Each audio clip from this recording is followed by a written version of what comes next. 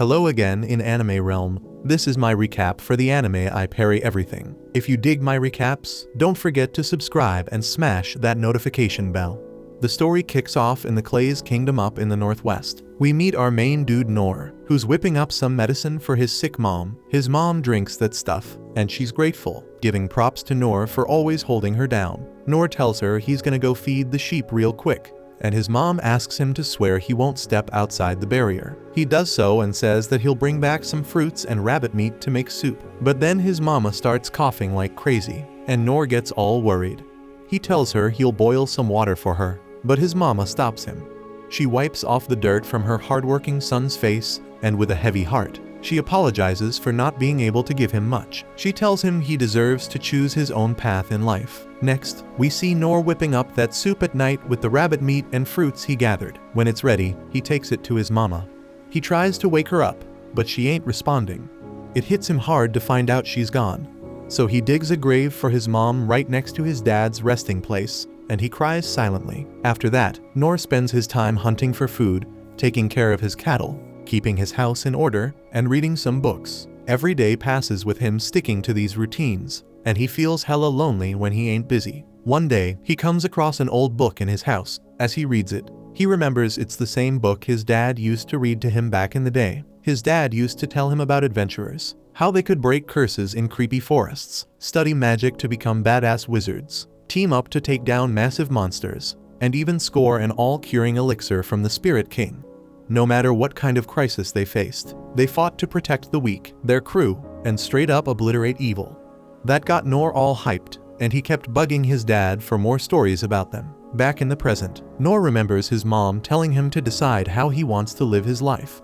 So he starts thinking about becoming an adventurer. The next day, he lays out a ton of feed for his cattle, says his goodbyes to his mom and dad, and lets them know he's heading to the city on his first trip to become an adventurer. With a bit of hesitation, he steps outside the barrier around his house. After days of traveling all alone, he finally makes it to the city. He enters the city and asks the gate guards for directions to the guild, and they point him in the right direction. Once he's in the city, he's all wide-eyed like a country bumpkin seeing crazy new stuff for the first time, and everything gets him hyped. He heads over to the Adventurers Guild, but the guild master tries to brush him off, saying it ain't no place for kids. But Nor ain't having it. He tells the guild master that the gatekeeper sent him here because he wants to become an adventurer. The guild master tries to talk some sense into him, saying he's making a dumb decision and his parents would be worried sick. But Nor drops the bomb that both his parents are already dead.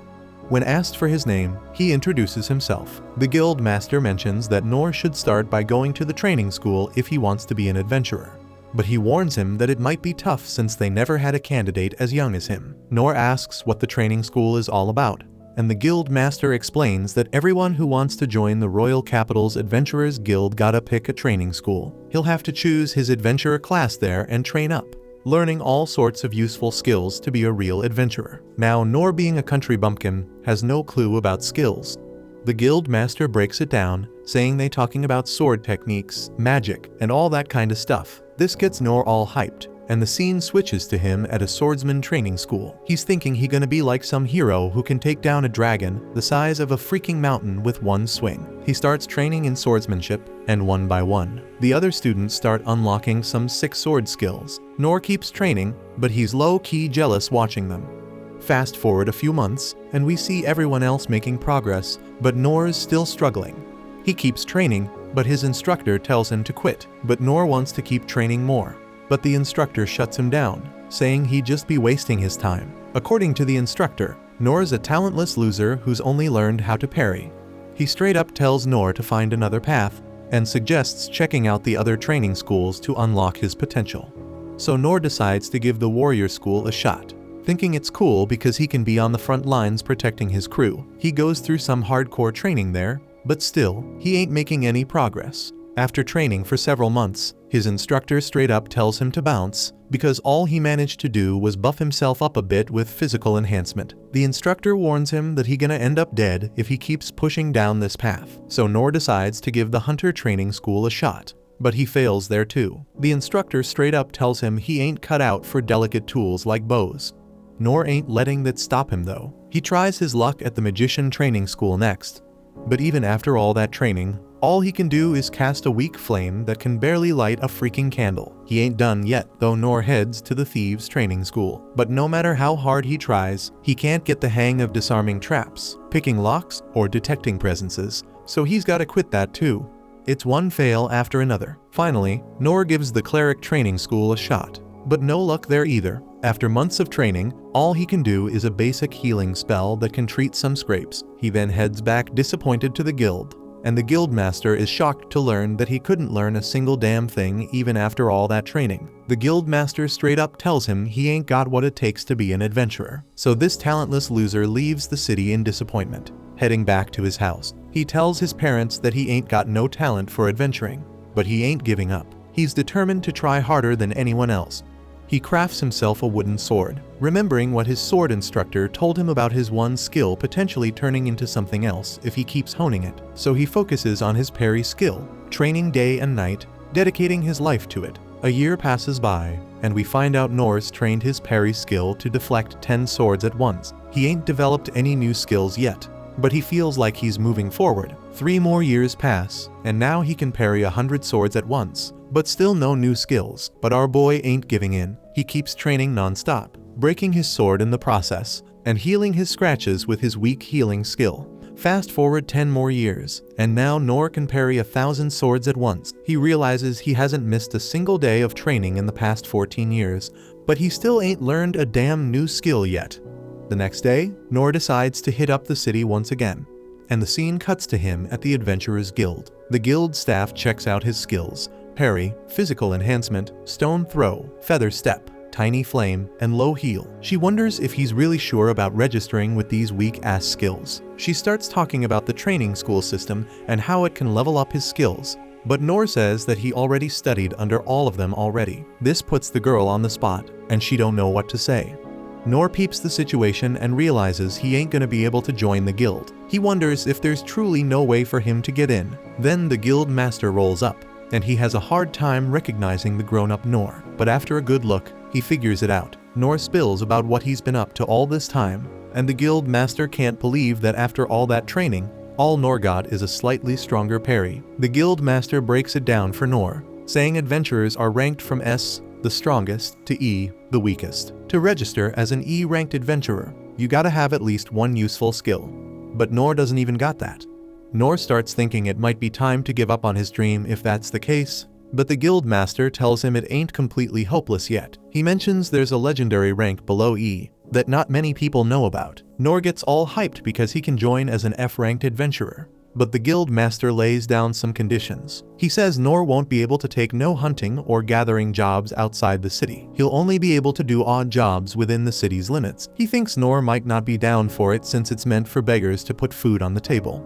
But Nor agrees to join the guild as an F-ranked adventurer anyway. The guild master is hella surprised, but he registers Nor when he insists. Nor is stoked to get his adventurer card and starts taking on odd jobs around the city.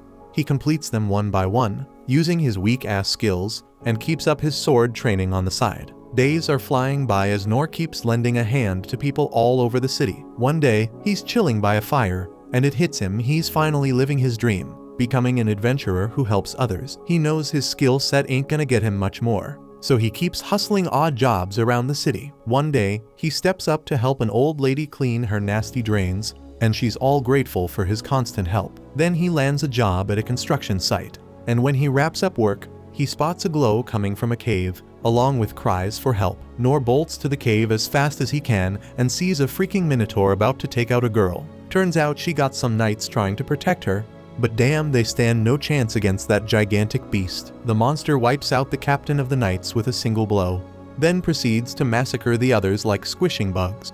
Blood's flooding the whole area, and the girl's straight up horrified. The minotaur sets its sights on the girl, but Nor uses his rock throw skill to divert the monster's attention to himself. The minotaur starts chasing Nor, lunges at him, but he manages to parry its attack. The minotaur keeps coming at him, and Nor keeps parrying every damn attack, but with each move, his sword takes a beating. Nor knows he needs to find an opening, but he also knows he ain't got the offensive skills to take down the minotaur. Even if he finds one, he notices the girl's still there, and when the minotaur tries to attack her again, he busts out his feather step skill and rushes in to save her. wrecking his sword in the process. He figures, even if he can't be the top-tier adventurer, he's gotta hold it down for the girl right in front of him. He recalls his old man's words about the true meaning of being an adventurer. The Minotaur swings at him once more, but Nor parries like a boss. This time, the Minotaur's axe slips from its hands, and boom, the axe beheads the monster. Nor realizes if the fight had gone on any longer, he'd be 6 feet under,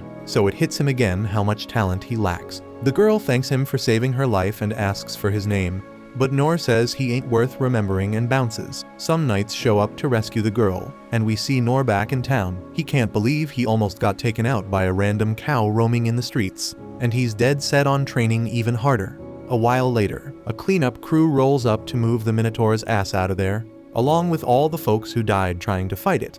And Princess Lin feels hella guilty about all the deaths. Right then, her knight-ins comes rushing up and apologizes for not sticking by her side when she went into the damn dungeon, because it's her job to protect Lin. But Lin tells her it ain't her damn fault. This was just some basic ass trial for the throne succession, so it wouldn't make sense to force her knight to tag along. Just then, another knight tells Lin they're gonna head back to the castle soon because Lord Rain wanna have a chat with her, and she already knows what that shit gonna be about. Back at the castle, Lord Rain just finished talking to Lin, trying to understand what the hell happened, but none of it making sense to him. The only way a Minotaur could end up in that part of the dungeon is if someone straight up summoned it with magic, and the knight agrees with that assumption. He thinks the whole incident got something to do with a merchant found dead at the scene with a ring. And when they checked it out, they realized the damn magic stone in the ring got a crazy high level of purity, something you don't normally see on the market. A Minotaur ain't no joke, it's an A-level demon. So no random rich dude could just buy something that can control one. Plus, the crest on the ring suggests it came from the magical empire of Doritas. So Rain think the Doritas people are behind this shit because they always had beef with him. But even then, the fact that they straight up tried to assassinate Lin and didn't even bother getting rid of the evidence, it gotta mean they trying to bait Rain into starting a war so they can take over the damn dungeon. Aside from that, Rain also gotta think about the guide who saved Lin.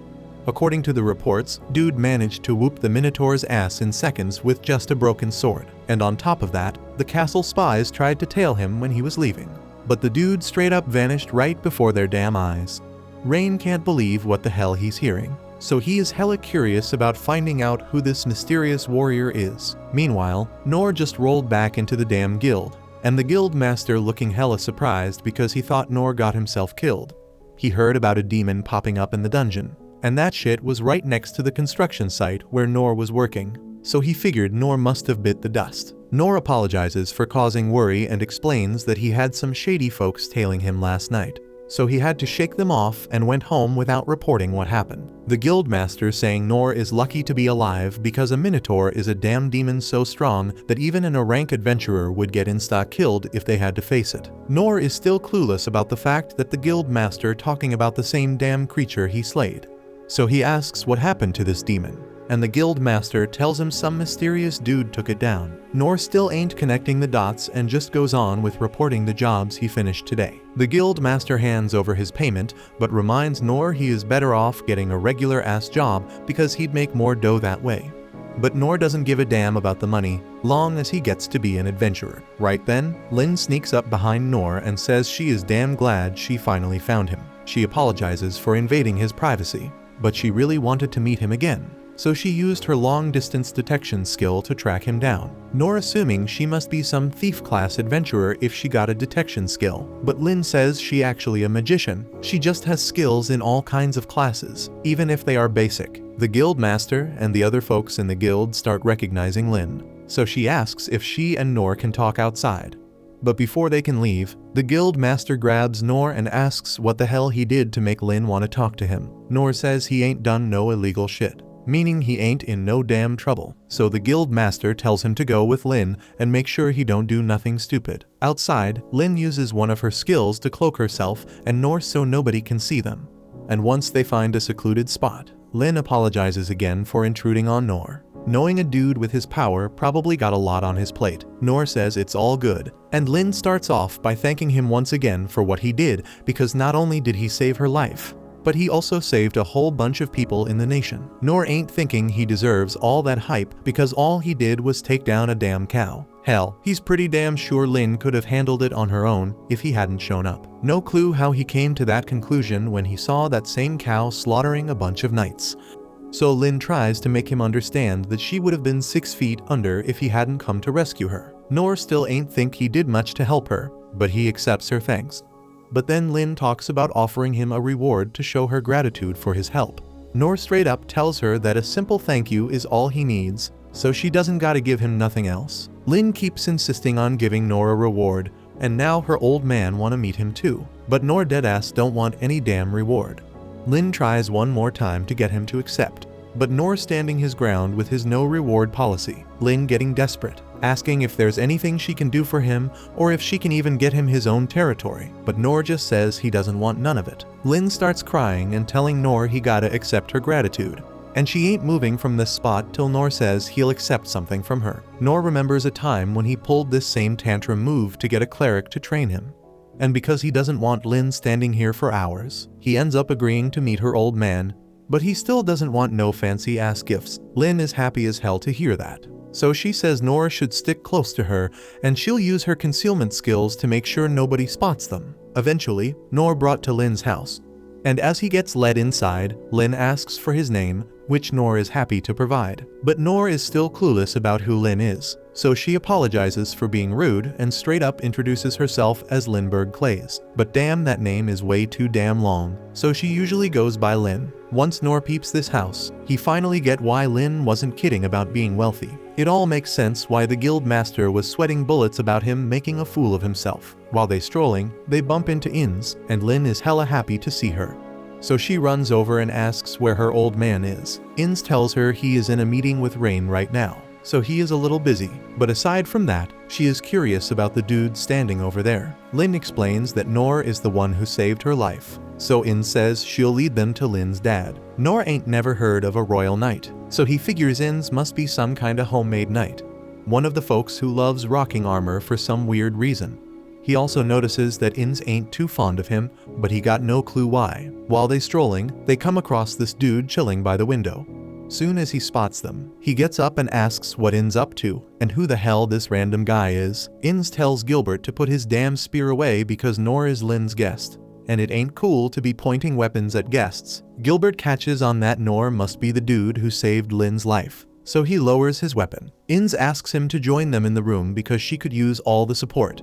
Gilbert already got a bad vibe about Noor, and Noor can sense that things ain't looking too good for him at this rate. But he keeps on walking. In the throne room, the king is in the middle of a meeting with Rain, and he is hella pissed because it's clear that Doritas doesn't give a damn about honoring their peace treaty. Rain been expecting this shit ever since the last meeting with the king of Doritas, when he straight up demanded they hand over the rights to the dungeon. Obviously the demand got rejected, but ever since then, the king of Doritas has been plotting their downfall. Right then, Lin and the crew show up in the throne room, and Lin is all hyped up and goes over to greet her brother and dad. Inns and Gilbert kneel to show respect for the king, but Noor just keeps on walking. Rain notices that Lin wearing that disguise cloak, meaning she must have snuck out without permission. But she says she had no other way to find the man who saved her. The king realizes she talking about Noor, and Noor apologizes for showing up looking all messy. But Lin insists on coming here as soon as possible. He also mentions he ain't no fancy aristocrat or nothing, so he ain't familiar with all the proper etiquette for these kind of situations, so he might accidentally say something rude. But the king tells him it's all good because it's easier to speak without worrying about etiquette. The king reaches out his hand to Noor and formally thanks him for saving Lin's life. Noor brushes it off, saying it ain't no biggie, so a simple thank you is plenty. But the king ain't letting Noor off the hook without a proper reward. He tells Noor he can ask for any amount of cash or land he wants, but Noor still doesn't want nothing. The king is taken aback, but he ups the ante by offering Noor half of all the treasures they snagged from the dungeon. Rain thinks a reward like that is hella too much to be given to just one dude, but Noor still ain't feeling it though. The king doesn't know what the hell to give Noor because he keeps shooting down everything. So he goes over to his throne and grabs the sword hanging on it as a gift for Noor. Rain doesn't think it's a dope idea to give away such a valuable sword, but the king says it's cool because he never uses it anymore, and ain't nobody gonna find out as long as he swaps it with a fake. He hands it to Noor, and as soon as it's in Noor's hand, He can feel how damn heavy it is. From Rain's reaction, Nor can tell that this sword is worth mad bucks, and he ain't down to accept no extravagant gifts. But the king says it's just something he picked up back in his adventuring days, so it's all good for Nor to take it. Nor agrees, so the king asks him to give it a test swing. Nor goes along with it and swings the sword in the air, unleashing a crazy amount of force and surprising everyone around. The king props Nor up for swinging the sword with just one hand, but he's got a request too. He wants Nor to help train Lin on how to be an adventurer. But Nor says there ain't nothing he could possibly teach someone as talented as Lin. And besides, Nor thinks Lin should be the one to decide something like that for herself. After that, Nor figures it's time for him to leave, and as he's leaving, he realizes something special about his sword. It's the perfect shape to fit in the gutters he usually cleans, so he's gonna give it a try tomorrow morning. Before he bounces, Inz rolls up on him and says she wants to chat. First off, she apologizes for her rude behavior earlier, because it was completely uncalled for. But Nor says he doesn't mind at all. Her job is to protect the Clay's family no matter what, so she's hella grateful to Nor for saving Lin's life. And to show her appreciation, she promises to have Nor's back if he ever needs help. Nor doesn't want to go back and forth about this, so he just accepts her offer and says he'll hit her up if he ever needs anything. On another note, Inz also warns Nor that he better not talk to the king so casually again, because even if the king let it slide this time, she ain't gonna let that disrespect fly next time. Nor says he gets it, so In's in a good mood and asks him for his name. When she hears his name is Nor, she seems hella shocked. Nor asks if he did something wrong again, but In says it's nothing and leaves. Nor is about to leave too, but he gets stopped by Gilbert, who wants to throw down and challenge him to a fight. Gilbert's leading Nor through some hallway, and Nor is wondering where the heck they going because he just want to go back to work. But to his surprise, Gilbert brings him to a training arena for a mock duel between them. That shocks Nor because he ain't sparred with nobody since his training school days. Gilbert grabs this wooden pole for practice and spills that he's hella famous in the capital, then asks Nor to choose his weapon too. Nor sees this as a sick chance to learn from a vet, so he chooses a regular wooden sword. He knows he ain't gonna be much of a match for Gilbert, but he's still gonna give it his all. Gilbert makes the first move, thrusting his staff at Nor, but Nor dodges that shit with ease. He can see how smooth and efficient Gilbert's moves are, showing off all that training he's done. But for some reason, it looks like Gilbert's moving in slow motion to Nor. He figures Gilbert's just holding back his strength because he's a noob like him. Nor calls a timeout and tells Gilbert to quit holding back so damn much. So Gilbert decides to get serious with him. He steps up the intensity, but it ain't fast enough to overwhelm Nor. Every time Gilbert misses an attack, Nor finds openings in his defense. On the flip side, Gilbert's getting frustrated because he can't land a hit on Nor. So he pulls out this complex attack, changing his trajectory at the last second, trying to catch Nor off guard. He forces Nor to jump and plans to strike him down as soon as he lands, but damn, Nor dodges that attack too. He tells Gilbert to step up the pace because he's feeling comfy with the current intensity. That stings Gilbert's ego because he was already going all out. Nor starts realizing he might actually be stronger than Gilbert. But out of nowhere, the elite guard busts out his special move and aims it at Nor. The attack comes dangerously close, but when the dust settles, Nor ain't standing in front of Gilbert anymore. He dodged that shit and moved to the side. But after seeing the destruction from Gilbert's attack, Nor says he ain't down to fight no more. Nor bounces out of the palace with that. But his mad skills got the other knights buzzing. They can't believe he dodged their captain's special attack. Some of them think Nor only survived because Gilbert was using a practice spear. Otherwise, they believe a genius like him could defeat anyone he wants. Hearing the words takes depressed Gilbert on a trip down memory lane. Dude always had mad talent with a spear and traveled all over the kingdom, battling powerful peeps and taking them down. Ain't nobody who could even come close to challenging him. And that shit got him bored as hell. So he rolls up to the capital and joins the knights, hoping to fight monsters because they're stronger than humans. But even monsters ain't no match for his strength and skill, and the boredom keeps eating at him. Then one day, while he's chilling like a villain, the master of the sword school shows up. This dude was the one who trained Gilbert back in the early days. Gilbert rants about how boring it is to be so damn strong and wishes there were more peeps as strong as the master so he could have some fun fights. The master just tells him that one day, one of his students will rise above him. And Gilbert hopes that shit happens while he's still alive because that might be the only way to cure his boredom. Now, as Gilbert thinks about the dude who one-hit killed the Minotaur, his mind's all over the place. From the get-go, he knew Nor was an interesting cat.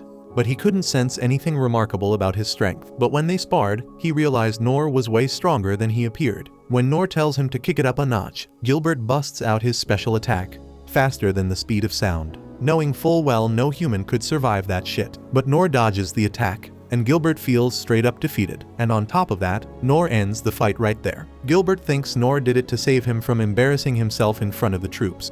And before bouncing, Noor tells him he's looking forward to their next meet-up, which is Noor's way of saying get stronger. Now, Gilbert thinks he finally found someone who can make his life a bit more fun. On the other hand, Noor has no clue how high Gilbert is praising him. He used his body strengthening and feather step skills to dodge Gilbert's ultimate attack at the last damn moment. If he was even a second late, he'd be a goner. Noor thinks Gilbert purposefully adjusted the speed of his attack, so Noor could barely dodge it. And he's grateful to Gilbert for showing him he still has a ton of training to do. The next day, Noor starts scrubbing the drains with the epic sword he got from the king. And damn, he was stunned by how dope that sword performs. Later, he chilled up in the forest because his work at the construction site got put on hold after the whole Minotaur incident. He's trying to figure out how to kill time till the job's back on track. And he's also trying to put that massive sword to good use. He's thinking maybe it could be a sick paddle, or a pizza shovel, or even a grill plate, but he ain't got the resources to start those businesses. So he tries busting out his fire magic.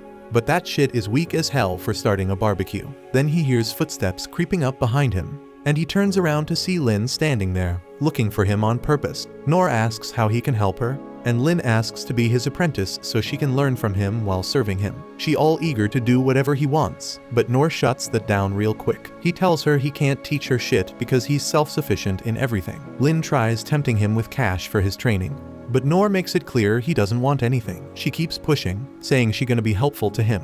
But Noor can't get through to her, so Lin decides to prove herself by showing off her magic powers. She summons icicle lances and shoots them at herself, then straight up burns them with some powerful fire spell. Next, she chops down a massive tree with a tiny dagger using some crazy skill, and then she busts out a magic sword move to blow up a tree behind Noor. She thinks Noor gonna accept her as his apprentice after that sick display, but he still ain't having it. He finally realizes Lin is giving him way too much credit, and he wonders how the hell he gonna make her understand that he ain't shit compared to her. Noor decides he gonna flex his skill and creates this tiny fireball to straight up prove to Lin that he is a loser. And damn, Lin is hella shocked when she peeps it. She starts walking home with that in her head, thinking about the tale of the talentless boy all the teachers used to spit. Back in the day, Lin just thought it was a cautionary tale because she never believed any 12-year LD boy could handle the brutal training from all 6 schools for a full term. Even seasoned warriors had a hard time sticking around that long. But one day, the baddest magician who runs the magic school shows her his tiny fire skill, and then he straight up amps it up to show off his mastery. That magician tells her it takes decades of grind to make that tiny flame skill grow. That's why when Noor shows Lin his tiny fire today, she left speechless because that shit is way bigger than the baddest magician in the whole damn world. He tells her that's all he can pull off, and his skill in other areas is on the same level. Only Lin knows that the size of that small fire speaks volumes about Noor's ability, and she figures he is straight up master in the other branches too. Now she feeling hella ashamed because she was all proud of her high level skills she just learned. She realizes that even though Noor is way stronger than her, he never brags about his power. Dude even takes care of the most basic tasks to help others. She thinks Noor's mind and character are as strong as his body, and ain't nothing gonna faze him. As the princess, she gonna have to lead the kingdom alongside her brother one day, and she gotta be strong. She wants to learn how to be strong from Noor. So she reaches out again when he's coming out from a restaurant after eating. Lin tells him she fully gets how immature and vain she was, and now she is even more fired up to learn from him. She believes his strength gonna be the foundation for their kingdom's peace and prosperity. So she accepted him as her master. But Noor is hella troubled by it, and he just wanna leave and head home.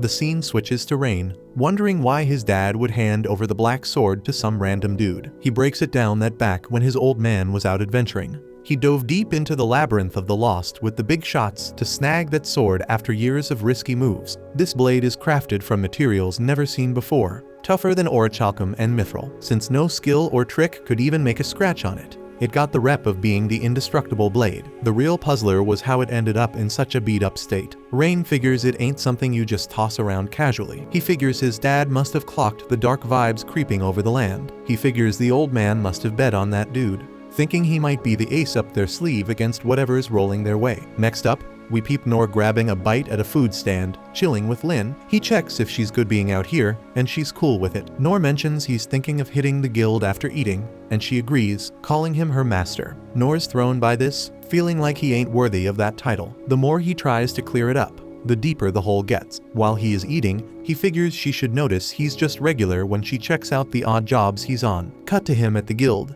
and the guild master is surprised to see him with Lin once more. On the low, he asks Noor what's the deal, and Noor says it's complicated. The guild master senses Noor might not be up for talking about it, so he skirts around the topic. But Noor says he needs to talk about this because even he's fuzzy on the situation. The guild master brushes it off, thinking Noor's here for a job, and Noor requests something for a duo. The guild master explains that since Lin's a B-ranked adventurer, they could take on a goblin hunt quest outside town if they team up. Noor's hyped to hear this, recalling that goblins are like training dummies for adventurers. He's shocked he can take on a job like that, feeling stoked.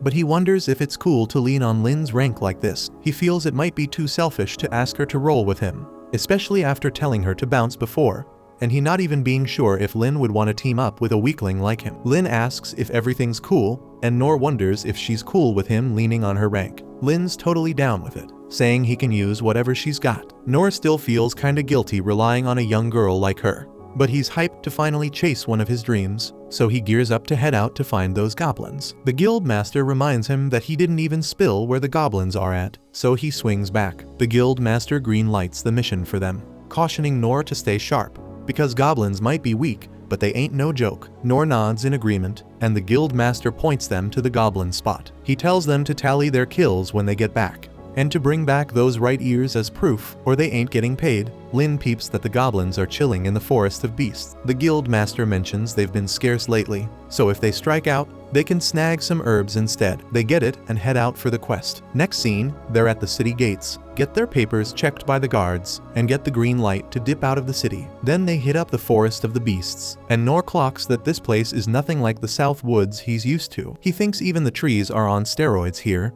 and Lin schools him that the whole ecosystem's different too. Noor asks her what's the deal with goblins, and she explains they mostly munch on fruits and critters, but they ain't afraid to throw hands at folks. If they ain't kept in check, they breed like crazy, and when they're hungry, they hit up human spots. That's why the capital sends adventurers to keep their numbers in check. But the forest's vibe clicks with goblins, so they can't just wipe them all out. She drops knowledge that this spot's got rare plants and critters, making it a hot spot for newbies to stack some cash. Noor gets it, and Lin's glad she aced the explanation, thinking he was testing her. Noor sees Lin's got smarts to match her strength, and he feels like he ain't got much to teach her. They push deeper into the forest, and some light fog surrounds them. Later on, Lin taps into her detection skill to scope out for goblins, but she's coming up empty, which is odd because they usually bump into some by now. She figures the word on the street about fewer goblins might be legit. Then she senses something deeper in the woods. She suggests they investigate, and they push even further into the forest. The place gets darker with all the thick plants around. Lin schools Noor that this kind of terrain is where goblins thrive. Suddenly, she looks shocked, and Noor asks what's wrong. She reveals that whatever she sensed was right in front of them, but now poof, it's gone. Noor thinks it might have been a sick monster that croaked on its own, which Lin agrees could be the case, but they decide to check it out anyway.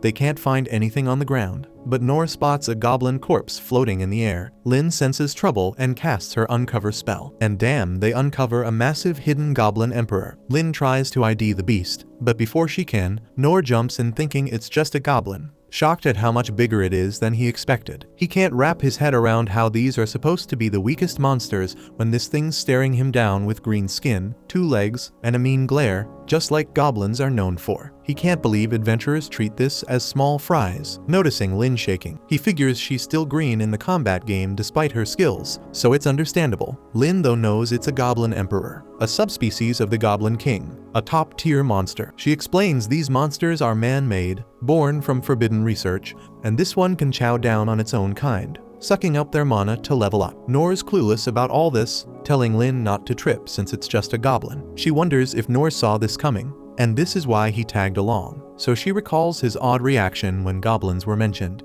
And then Noor suggests they take down this beast together, and Lin's all in. So they gear up for the showdown. The monster keeps coming at them with tree attacks, but Noor skillfully parries the strikes.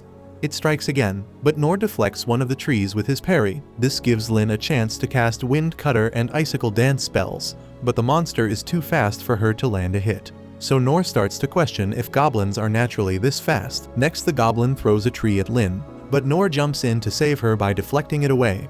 Then more trees come flying at him, but he manages to parry them as well. Lin notices the monster's wounds healing rapidly, surprised by the speed of the Goblin Emperor's recovery. Spotting a mana stone on its forehead, she realizes this is the source of its extraordinary healing. Lin instructs Noor to try and remove the stone, but the monster launches a barrage of trees at him. Unable to deflect them all, Lin steps in and uses her wind blast to send the trees back at the monster. Although the monster gets injured, it swiftly heals each time, confirming the mana stone's role in its healing. Noor understands they can't keep up like this and doubts they can take out the stone, even with Lin's abilities. With a bold idea in mind, Noor asks Lin to channel her wind blast at his back. Lin hesitates because the spell is powerful enough to blast through a castle wall, but Noor reassures her that she'll be targeting his sword, not him directly, as their only chance to outpace the monster. Lin agrees and casts the wind blast on the sword, propelling Noor forward at top speed. The velocity is too much for him, so he combines physical enhancements with feather step, pushing himself to the limit. He ends up breaking a bone but quickly mends it with low heal magic. Then he leaps and strikes the monster's forehead, causing the crystal to pop out as he tumbles to the ground. The monster's in agony from the attack, and Lin checks on Noor, making sure he's good. He says that he is fine and tells her to handle the rest. Noor suggests she puts the monster down easy, but she goes and uses Hell Flare, burning it alive, not knowing that's a brutal way to go. And Noor's just as clueless for not catching on. So he says a prayer after taking the monster out in the worst way possible. He figures he's had enough goblin hunting for a minute, realizing he should stick to his usual gigs and not get too ahead of himself. So he decides he needs to level up before taking on something like this again. Later on, Rain learns about the Goblin Emperor. He checks out the mana stone they got from the monster, seeing that a Goblin Emperor with a stone this size must have been massive. Turns out, it was way bigger than a Goblin King, and he thinks it might be linked to the Magic Empire. The mana stone turns out to be the demon's heart from the Holy Theocracy of Mithra. So he wonders how his sister's doing. The Shadow Company tells him she's only got minor scratches, and Rain's amazed they took it down with so few injuries. The Shadow Company mentions the monster was using a high-level concealment spell to hide. According to Lin, it must have been there for at least 2 to 3 days. Rain's worried even the Shadow Company missed the concealment spell and wonders how something that big got into their turf. He figures their sensors should have caught it if it was summoned and wonders if there were any warnings. He learns goblin activity has been dropping in the area and thinks it might be going down in other spots too. The Shadow Company gives him a report on weird incidents in the last 3 months, and he tells them to keep digging. Then we see Lin and Noor head back to the Guild Master to give their report. The Guild Master is shocked that Noor took down a goblin. Noor admits it was a tough fight, crediting Lin for their victory. But Lin insists Noor did the heavy lifting. Anyway, Noor feels it was a big day for him as he had his first hunt today. Listening in, the Guild Master assumes Noor was watching while Lin handled the action, thinking it was the right move given Noor's strength, and thinking it must be a good learning experience for him. Noor agrees, mentioning he didn't expect goblins to look like that. Noor points out the gem on the goblin's forehead was its weak spot, surprising the Guild Master. He's used to mana stones being in the heart or throat and starts wondering if what they faced was truly a goblin. Noor turns to Lin for confirmation, and she backs up her master's claim that it was indeed a goblin. The Guild Master speculates it might have been a rare goblin, pondering if they kept an ear as proof. Noor realizes they forgot about that detail, admitting they actually burned the damn creature. Soon after that, Rain gets reports of some weird stuff going down in nearby cities and villages. Folks are hearing strange noises at night, and animals are coming back from the forest all freaked out. In other places, pets are straight up disappearing, and the forests have gotten eerily quiet. Rain thinks this might be a sign that some unnatural monsters have snuck into their kingdom, so he immediately orders his men to send out search parties and get everyone with detection spells on the job. He also tells them to summon the 6 masters of each school because they might need their help. Once his crew is gone, Rain loses it a bit, tossing papers in the air and wondering if the Magic Empire really wants their dungeons so badly that they're willing to go to such lengths. Meanwhile, Noor and Lin are chilling, enjoying some street food with their reward money. The Guild Master ended up giving them cash for slaying a goblin even without proof, just because it was Noor's first mission. After they're done eating, Lin tells Noor she's heading home, and he's happy to finally get some peace. Just then, Rain shows up looking for his sister. When he sees Nor, he immediately asks him to visit a town in the mountains the next morning. He says Lin will join him and that he'll handle all the arrangements and pay him well. Rain doesn't spill the details about his business in that town, but Nor agrees because Rain seems legit. The next day, Nor hops into a carriage to their destination. It's his first time riding in a carriage, and it's the main reason he accepted Rain's quest, and he soaks in every moment. Meanwhile, Lin looks pretty down, and he asks if she's not digging the beautiful scenery outside. Nor's attention goes back to the view, and he starts dreaming about leaving the city to travel once he becomes a proper adventurer. Lin suddenly apologizes for her brother dragging him into this, but he tells her it's all good because he's getting paid, and this makes Lin even more bummed out. This morning, Rain had explained that their mission was to head to the town of Tauros on the other side of the mountain.